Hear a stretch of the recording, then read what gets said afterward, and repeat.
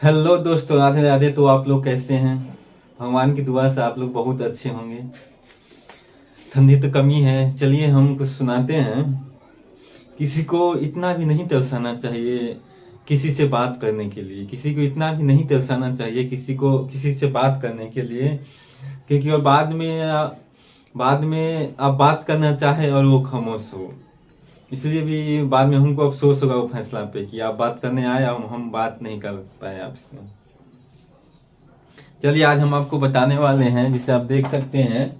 कोई बड़ी टॉपिक है नहीं, बस छोटा सा टॉपिक है जिसे आप लोग जानते भी होंगे और नहीं भी जानते होंगे। चाहे जानते भी होंगे तो कुछ कंफ्यूजन होगी। वही छोटी सी टॉपिक को हम बताने वाले हैं बहुत आसान भाषा में, जिसे आप समझ सकते हैं कि आखिर इट क्या है, दिस क्या है, ये नोट क्या है, नो क्या है और ये देयर क्या है।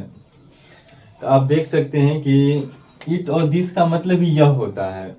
ताकि इसका यूज कहाँ कहाँ है और कैसे यूज हम करते हैं। तो इट का मतलब देख सकते हैं कि इसका भी मतलब यह है और दिस का मतलब ही यह है। तो इट मतलब देख सकते हैं कि इट का प्रयोग हम छोटी वस्तु में करते हैं और दिस का प्रयोग हम बड़ी वस्तु में करते हैं। इट का मतलब जैसे कि कोई छोटी वस्तु या चींटी है, चाहे या पेन है या कुछ भी है। और यह दिस का प्रयोग हम बड़ी चीज में करते हैं, जैसे कि यह कुर्सी है, यह हाथी है, कुछ भी। तो दिस का प्रयोग करते हैं। जैसे कि यह एक चींटी है तो यह चींटी छोटा है, इसका प्रयोग हम इट करेंगे। तो इट इज, चींटी है तो एन एंड। यह एक कुर्सी है तो कुर्सी बड़ी हो गया चींटी से, तो इसमें हम दिस का प्रयोग करेंगे। तो दिस इज ए चेयर। आप देख सकते हैं कि नोट और नो, नोट का भी मतलब नहीं होता है, नो का भी मतलब नहीं होता है। तो नोट का यूज कहाँ है और नो का यूज कहाँ है, क्योंकि दोनों का मतलब भी तो नहीं ही होता है। इसमें आप लोग जानते भी होंगे चाहे नहीं भी जानते होंगे। तो नोट का यूज हम देख सकते हैं कि दोनों का मतलब नहीं होता है। तो नोट का यूज जहाँ होता है जहाँ कुछ होने की संभावना नहीं है, जहाँ कुछ होने की संभावना नहीं है वहाँ पे नोट का यूज होता है। नो का यूज हम वहाँ करते हैं जहाँ कुछ होने की संभावना हो, जहाँ पे कुछ हो सकता है वहाँ पे नो का यूज करते हैं। जैसे कि मान सकते हैं कि मेरे पास पैसा नहीं है, इसका मतलब क्या हुआ कि नोट का यूज होगा कि नो का यूज होगा, क्योंकि मेरे पास पैसा नहीं है। तो ये है, इस पे हम क्या लगा सकते हैं, नोट लगा सकते हैं, नो लगा सकते हैं। तो यहाँ पे हम मेरे पास पैसा नहीं है, ऐसा नहीं है कि मेरे पास पैसा नहीं है, पैसा भी तो हो भी सकता है। तो मतलब यहाँ पे क्या है, कुछ होने की संभावना रहती है, यहाँ पे नो का यूज होगा।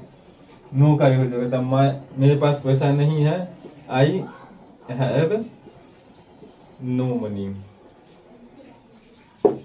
अब मेरे पास अधिक पैसा नहीं है, मतलब पैसा है इसके पास, अब होने की संभावना नहीं है। I have not much money, I have not much money. उसके बाद आप देख सकते हैं कि देर का यूज हम कहाँ करते हैं। देर का यूज हम वहां पे करते हैं जैसे कि जहाँ पे मतलब हम क्या कह सकते हैं कि देर का यूज हम वहां करते हैं जहाँ पे सब्जेक्ट न होने की संभावना हो, वहां पे हम देर का यूज करते हैं। जहाँ पे कोई स्पष्ट हो गया है कि वहां पे कोई सब्जेक्ट नहीं है, तो वहां पे हम देर का यूज करेंगे। जैसे कि एग्जाम्पल में हम ले सकते हैं कि एक लड़का है या कोई आदमी है, कोई एक है, चाहे कोई है, तो वहां पे हम देर का यूज कर सकते हैं। जैसे हम देख सकते हैं कि जहाँ पे कोई सब्जेक्ट न होने की संभावना हो वहां पे हम देर का यूज करेंगे। जैसे कि एक आदमी है तो there is man, there is a man. चाहे कोई है इसमें सब्जेक्ट है नहीं, लेकिन है कि कोई है, देयर इज